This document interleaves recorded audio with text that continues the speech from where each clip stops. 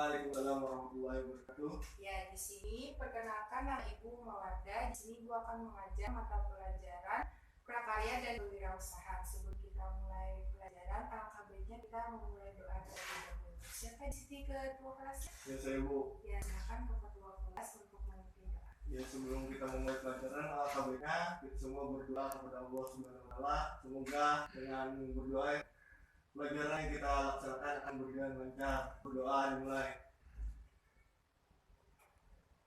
Doa selesai. Ya, terima kasih untuk ketua kelasnya. Di sini Ibu absen dulu ya. Untuk Dewa Jaya, Biar Bu. ini kayaknya sudah semua ya. Iya Bu. Ya. Jadi di sini kita masuk pada materi ya. Ibu punya PPT untuk kalian bisa supaya lebih memahami pembelajaran kita hari ini. Adapun yang dibahas ada 4 poin, yaitu pertama apa itu prakarya dan kewirausahaan. Kedua, perencanaan usaha dan sistem produksi usaha kerajinan. Ketiga, potensi dan manfaat usaha kerajinan limbah. Dan keempat, cara menentukan strategi promosi usaha. Nah, pertama kita masuk pada apa itu prakarya dan kewirausahaan. Sebelum kita lebih detail lagi membahasnya, Ibu mau tahu itu maksud dari prakarya menurut pendapat kamu itu apa dan kewirausahaan itu bagaimana? Ya Bu, saya. Untuk prakarya menurut saya itu pekerjaan tangan yang dibuat dengan seni kita sendiri, sedangkan kewirausahaan lebih berkaitan kepada kreativitas serta inovasi dalam memahami uang. Oh iya, dari yang sudah dipaparkan tadi itu maksud dari kreativitas dan inovasi itu bagaimana ya? Untuk inovasi itu sendiri Bu, yaitu untuk menciptakan sesuatu yang belum pernah ada menjadi ada, sedangkan untuk kreatif itu menciptakan sesuatu yang berbeda dari yang lain, seperti itu. Ya, bagus. Kita masuk kepada pembahasan pertama, yaitu apa itu prakarya. Nah, di sini gua akan menuliskan, kita ambil ya dari 2 kata prakarya itu pra dan karya. Ini prakarya. Nah, di sini terbagi menjadi 2 kata, yaitu pra dan karya. Nah, bisakah kamu menyebutkan itu maksudnya pra itu apa dan karya itu apa? Untuk pra itu mempunyai makna belum. Oke, kita tulis ya. Pra itu berarti Belum. belum. Terus Sedangkan karya itu hasil kerja. hasil. Nah, dari yang Jaya tadi sebutkan pra dan karya ini berarti kita sudah mempunyai pengertian dari bahasa, dari istilahnya saja, yaitu pra dan karya. Pra artinya belum dan karya artinya hasil kerja. Nah, di sini ada definisinya, yaitu prakarya adalah sebagai hasil kerja yang belum jadi. Nah, jadi prakarya memiliki pengertian keterampilan atau kerajinan tangan. Nah, bahan yang digunakan itu biasanya tersedia di pasaran, jadi kita tinggal memanfaatkannya saja, baik dari limbah dan bahan bekas. Nah, selanjutnya, apakah isi sudah paham? Ya sudah Bu. Ya, selanjutnya kita akan bahas pada pengertian kewirausahaan. Jadi Ibu akan tuliskan lagi supaya kita bisa memahami secara detailnya. Itu tadi ada wirausaha. Nah, kita tulis lagi. Wirausaha. Nah, wirausaha ini kita ambil dari 2 kata, yaitu Wira dan usaha. dan Usaha. bisa dijelaskan ini maksud dari wira itu apa dulu ya? Wira itu berasal dari kata berani atau sendiri. Ya, berani atau Sendiri. Terus untuk usaha itu apa ya? Kegiatan.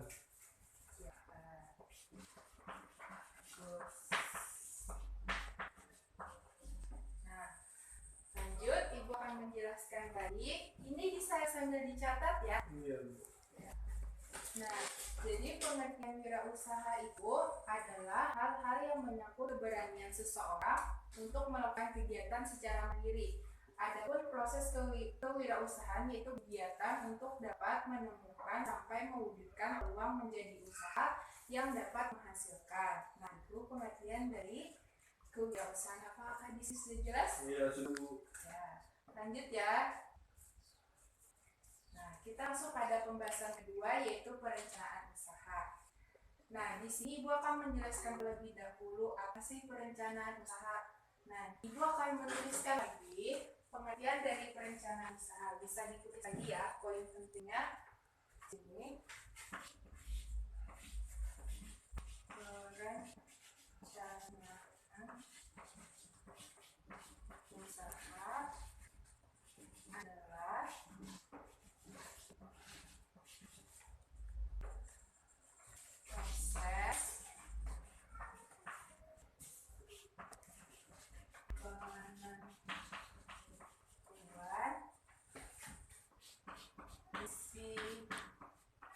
misi, tujuan,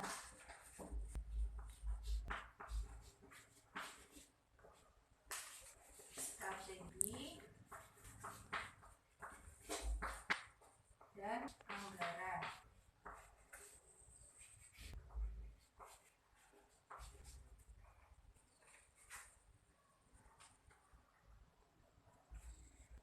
Jadi perencanaan usaha itu adalah proses penentuan visi, misi, tujuan, strategi, anggaran yang diperlukan untuk menjalankan suatu usaha atau bisnis tertentu. Artinya perencanaan usaha digunakan untuk menjamin bahwa tujuan yang telah ditetapkan itu tercapai. Jadi sebagai jaminan kalau kita tidak mempunyai perencanaan usaha dalam suatu bisnis itu akan kemungkinan tidak bisa tercapainya yang dari visi, misi, tujuan, strategi, anggaran. Nah, begitu.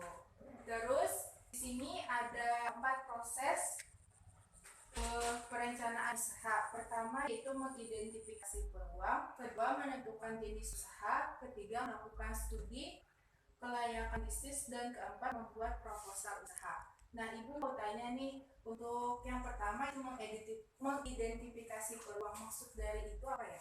Bisa ada yang di sini menjelaskan? Iya Bu, saya. Ya mungkin untuk mengidentifikasi peluang ini maksudnya produk itu berpotensi untuk laku, dijual, dan menguntungkan apabila permintaan pasar lebih besar untuk produk tersebut. Begitu. Iya, bagus. Terus sekali lagi mau tanya, yang untuk menentukan jenis usaha itu maksudnya apa ya? Bisa dijelaskan? Jadi mungkin seperti ini, untuk menentukan jenis usaha yang akan dijalankan, maksudnya penilaian awal untuk menentukan jenis usaha yang paling memungkinkan dan dipandang paling menguntungkan seperti selera konsumen. Jadi yang lebih menguntungkan seperti itu yang jadi tujuan ini. Oh iya, bagus. Dari pendapat dari Jayadi itu sudah mewakili dari penjelasan yang kedua ini. Selanjutnya ada ketiga yaitu melakukan studi kelayakan bisnis. Nah, di sini yaitu cara yang ditempuh untuk menentukan layak atau tidaknya suatu usaha yang dilaksanakan. Layak di sini artinya bisa dilihat dari 3 aspek. Nah, Ibu akan menuliskan lagi 3 aspeknya. Pertama, ini bisa dihapus dulu ya.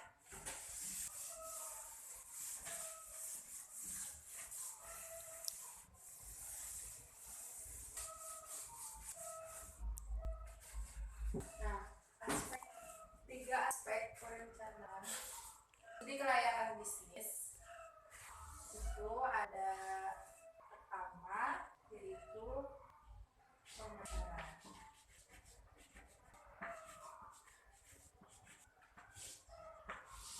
terus yang kedua yaitu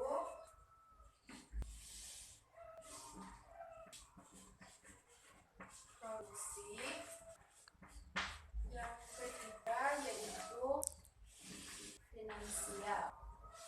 Finansial ini bisa diartikan sebagai keuangan. Nah, ya. Lanjut. Untuk terakhir yaitu membuat proposal usaha. Nah, ini adalah langkah terakhir yaitu dokumen tertulis dari perencanaan usaha. Nah, gunanya untuk proposal usaha itu yaitu membantu wirausahaan untuk berpikir kreatif, teoritis, dan objektif atas bidang usaha yang dimilikinya. Seperti itu, intinya sebagai pedoman lah untuk dia ke depannya. Sampai di sini paham? Paham. Ya, bagus. Lalu kita langsung masuk kepada sistem produksi usaha kerajinan limbah. Nah, di sini Ibu akan menjelaskan kerajinan, pengertian kerajinan. Kerajinan adalah pembuatan karya seni bukan karena sifat rajin, tetapi muncul dari keterampilan seseorang dalam menghasilkan produk kerajinan tangan yang indah dan menarik. Nah, terus berdasarkan bahannya, produk kerajinan dari bahan limbah dapat dibagikan menjadi dua, yaitu pertama kerajinan dari bahan limbah berbentuk bangun ruang dan limbah berbentuk bangun datar. Nah, di sini Ibu akan menjelaskan apa sih itu limbah berbentuk bangun ruang dan bangun datar. Jadi limbah berbentuk bangun ruang itu adalah kerajinan yang dibuat dari suatu limbah yang mempunyai volume tinggi, lebar, dan panjang atau berbentuk 3 dimensi. Nah, terus untuk limbah berbentuk bangun datar itu kerajinan yang dibuat dari suatu limbah yang mempunyai luas dan keliling, yang berbentuk segi 4, segi 3, dan lingkaran atau berbentuk 2 dimensi. Nah, dari Ibu yang jelaskan tadi, apakah bisa kamu memberikan contoh dari limbah berbentuk bangun ruang itu seperti apa, limbah berbentuk bangun datar itu seperti apa? Ya, untuk contoh limbah berbentuk bangun datar itu seperti kertas dibuat jadi hiasan dinding, contohnya kan seperti itu, lukisan-lukisan dari kertas. Terus yang kedua itu untuk contoh limbah berbentuk bangun ruang seperti kardus dibuat jadi frame atau bingkai foto seperti itu. Ya, bagus. Terus,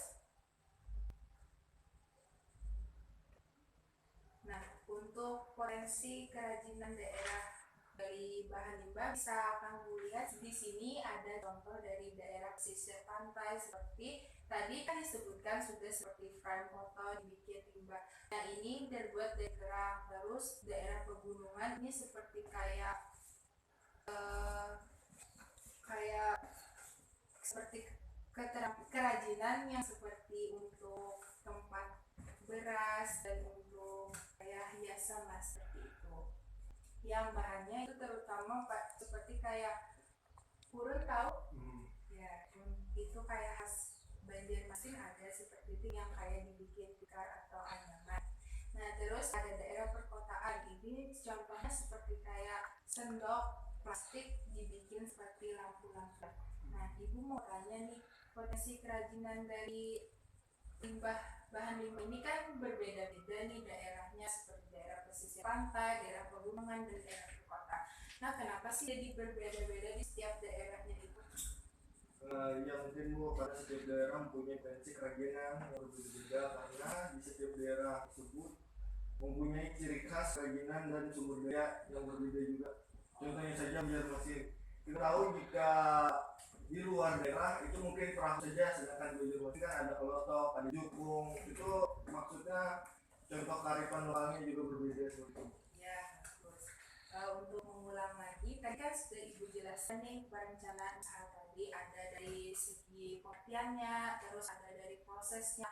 Nah, bisa nggak tarik pendapat kenapa sih pentingnya perencanaan usaha itu? Ya, jadi mungkin pertama itu untuk mengetahui bahwa bisnis ini layak dan menguntungkan. Jadi kita sebagai produsen harus berpikir keuntungannya bagaimana dan memuaskan konsumen. Terus yang kedua itu untuk mendapatkan pembiayaan baik dari bank atau dana investasi dari bank. Itu contohnya kan dari kita membuat proposal. Dari membuat proposal itu dapat dicairkan, kita minta kepada bank seperti itu. Terus yang ketiga itu untuk memotivasi dan fokus pada pencapaian tujuan. Tentunya dari yang ditulis tadi, semua orang itu mempunyai tujuan, pastinya tujuan itu ingin dicapai. Jadi dengan pentingnya rencana, dengan merencanakan itu tujuan tersebut dapat tercapai seperti itu. Apakah ada lagi? Tidak ada mungkin. Bagus. Terus Ibu akan menambahkan, ini kan tadi ada terbuat dari bahan limbah gitu. Nah, jadi kan tadi ada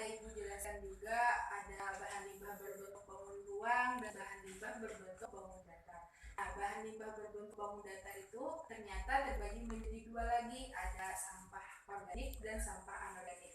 Nah, sampah anorganik ini adalah jenis limbah yang tidak bisa atau sulit diuraikan dan tidak mudah membusuk dan tidak mudah membusuk. Nah, maaf. Dan contohnya itu bisa disebutkan apa ya? Seperti plastik. Ya, seperti plastik, botol, kayak seperti dan lainnya lah. Terus ada sampah organik. Nah, sampah organik ini artinya kebalikannya, itu mudah diuraikan dan cepat membusuk. Contohnya seperti apa tuh? Daun. Iya. Daun. Seperti diolah bisa bikin pupuk kompos ya kan? Ya, bagus. Nah, lanjut untuk manfaat usaha kerajinan di sini ada 4, bisa dicatat juga ya sambil. Pertama yaitu mengurangi sampah limbah yang tidak bermanfaat, itu pasti. Kedua, menormalkan kembali lingkungan yang awalnya tercemar. Ketiga, memberdayakan masyarakat dengan produksi rumahan dan limbah berbentuk bangun ruang atau datar. Keempat, itu meningkatkan nilai guna suatu benda. Nah, apakah di sini sudah paham? Ya. Terus kita lanjut kepada pembahasan terakhir, cara menentukan strategi promosi usaha. Nah, di sini terbagi menjadi 3, ada periklanan, terus penjualan tatap muka, dan terakhir publisitas. Nah, Ibu mau tanya nih, untuk periklanan advertising itu maksudnya apa ya? Bisa dijelaskan menurut pendapat Jaya? Untuk periklanan itu lebih tepatnya kepada penjualan secara media sosial. Ya. Contohnya itu lebih pada iklan, artinya ajakan kepada orang lain, tapi tidak secara langsung. Itu. Iya. Terus untuk penjualan tatap muka?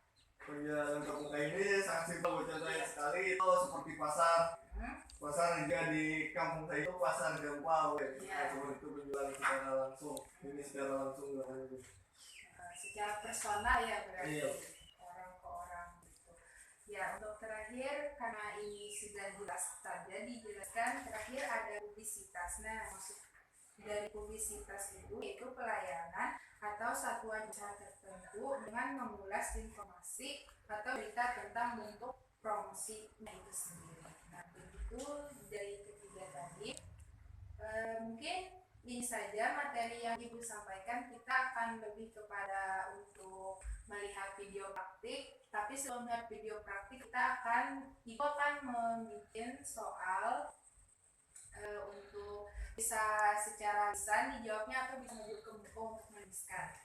Nah, ini kan sudah habis materi yang Ibu jelaskan, jadi Ibu akan membuat soal bisa ditulis. Pertama yaitu sebutkan kriteria aspek dari studi kelayakan bisnis yang termasuk dalam perencanaan usaha tadi. Nah, terus ini kan tadi ada manfaat, Ibu kan menjelaskan cuma 4, ada 4. Nah, bisakah kamu menambahkan lagi apa itu manfaat dari kerajinan? Terus yang ketiga yaitu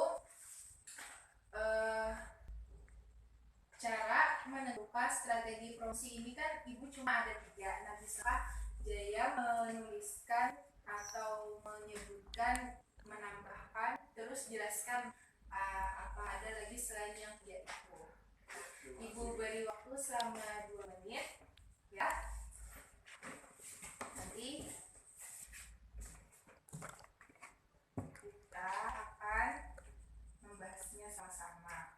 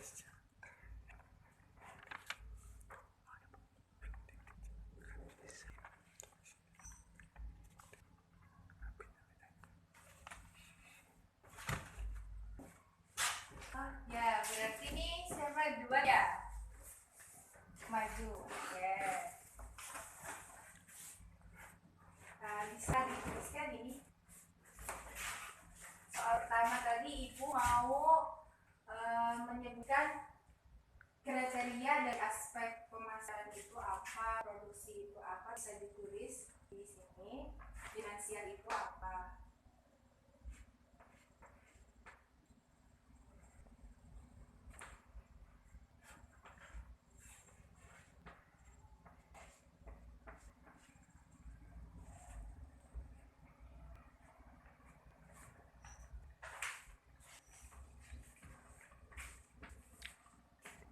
Poin A itu pasar potensial. Oke.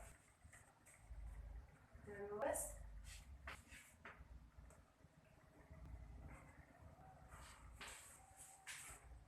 pasar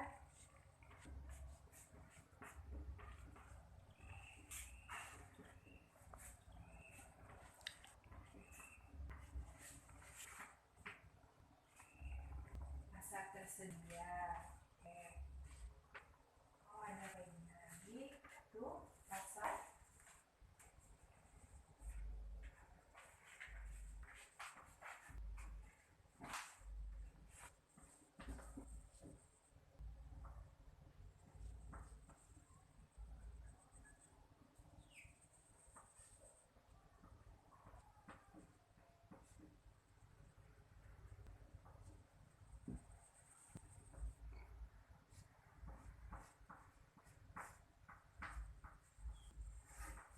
pasar apakah sudah cukup itu?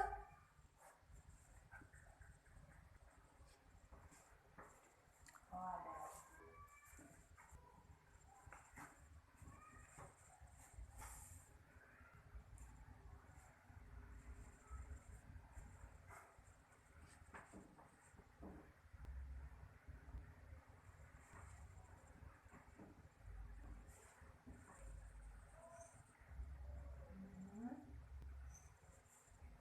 Riset. Riset.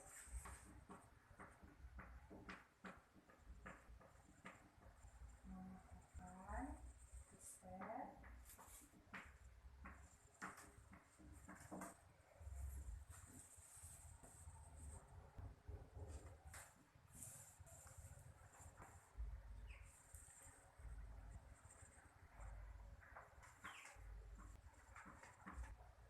Bagus. Berarti tadi pemasaran itu untuk kriteria aspeknya itu berarti ada 4 ya. Pertama ada pasar potensial, ada pasar tersedia, ada pasar terlaksana, dan terakhir melakukan riset pemasaran. Nah, selanjutnya ini ada produksi. Bisa dituliskan? Siapa lagi yang maju? Oke. Dulu.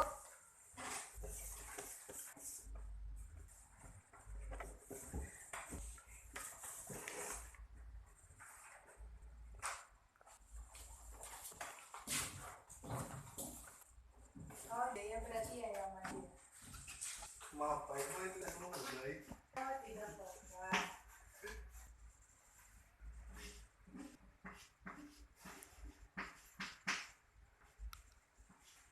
Lokasi usaha. Oh, gitu.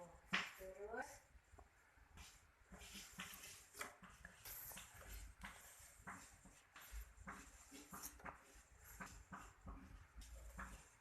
penentuan tata letak. Oke. Terus ada lagi punya teknologi. Tuh.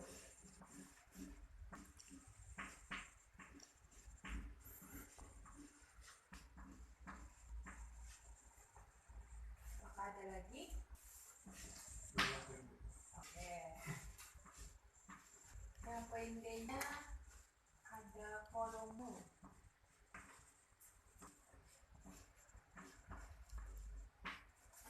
Produksi.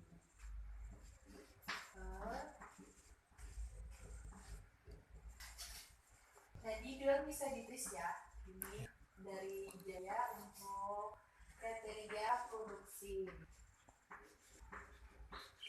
Bahan baku dan bahan penolong.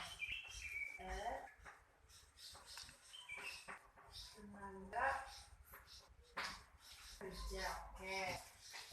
Untuk finansialnya? Ya, jadi seperti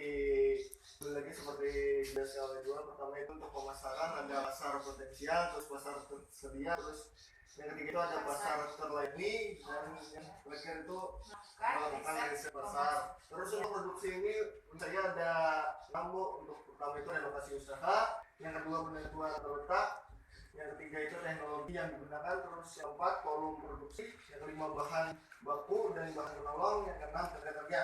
Jadi karena papan tulisnya hampir penuh, jadi saya jelaskan secara lisan aja, Bu. Oke. Untuk penyelesaian itu, pertama itu besar investasi, yang kedua itu pembelian operasional, yang ketiga itu pendapatan yang diberikan itu. Nah, untuk soal selanjutnya siapa? Jaya kah atau siapa? Ya, karena waktunya sudah habis, nanti soal ibu tadi bisa untuk jadi pekerjaan rumah untuk kita bahas lagi minggu depan ya. Untuk semuanya bisa kerja kelompok mengerjakannya. Untuk tadi jawaban pertama tadi itu sudah bagus, nanti bisa ditambahkan lagi ya di rumah. Terus selanjutnya kita akan menonton video terakhir, video kerajinan. Semoga bisa bermanfaat.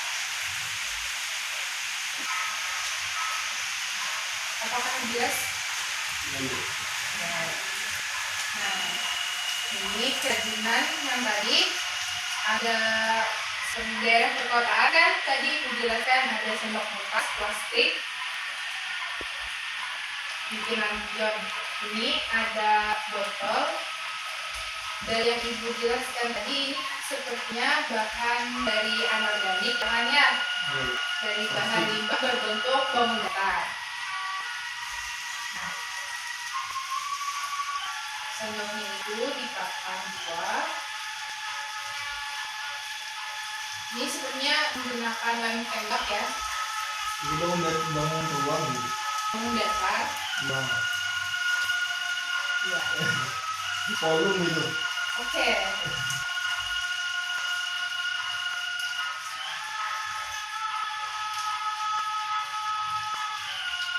Karena ada di volume. Oh iya. Sengaja ibu salahkan supaya mentes untuk apakah yang dijelaskan tadi sudah mentok atau tidak. Ternyata sudah mentok ya. Bagus. Ini dibikin seperti kayak bunga gitu ya. Dikelilingkan.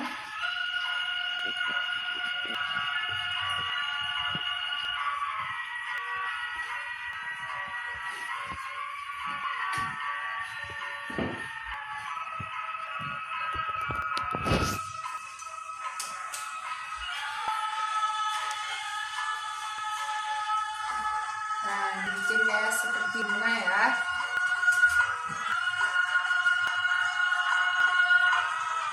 Nah, nanti videonya bisa ibu share nanti ya.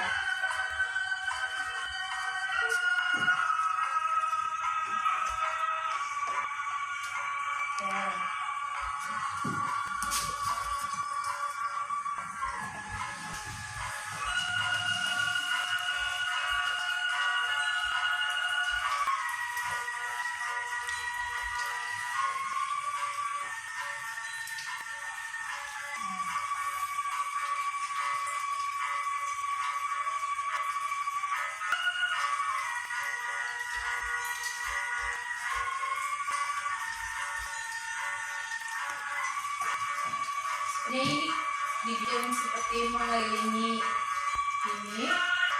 Kayaknya kita percepat ya. Supaya lebih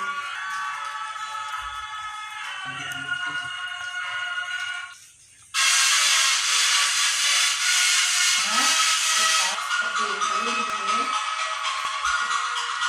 Nah, yang kedua seperti kayak dilebarkan lagi sedikit bentuk kelopak bunganya.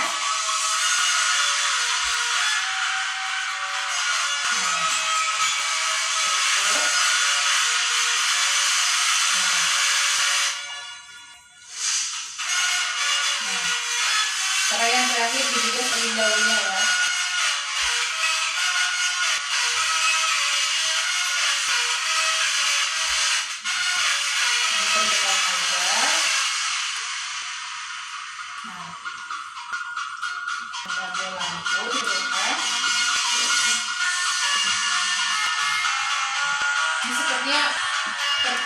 cat warna merah.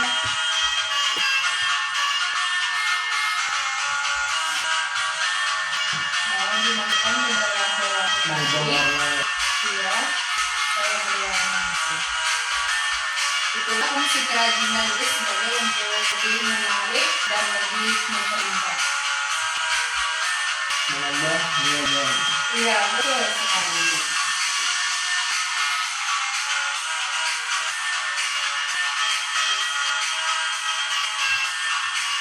Jadi ya tadi dilubangi dan dimasukkan campur dan dilem lagi. Ada cangkir plastik ya.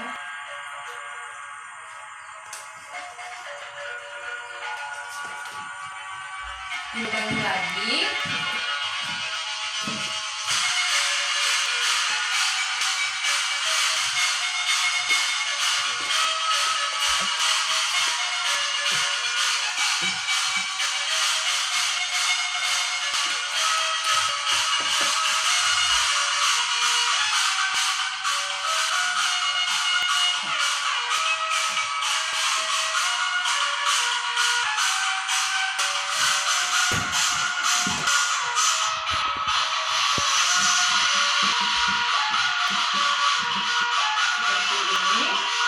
Ada kabelnya. Lalu ini sudah mau habis. Nah, bagus sekali ya. Iya. Simple. Nah, oh jadi bentuk plastik tadi yang merah itu kayak lebih berwarna ya. Iya, Bu. Ya, oke. Nah, ini tadi bisa diduduk atau bisa langsung di atas sampingnya. Buat lampu tidur, Bu. Iya, betul. Nah, sudah selesai. Nanti videonya bisa Ibu share nanti ya. Berhubung ini waktu Ibu sudah habis, untuk tadi PR yang Ibu berikan nanti minggu depan dikumpul ya. Iya, Bu. Dan ketua kelasnya nanti kumpul sama Ibu.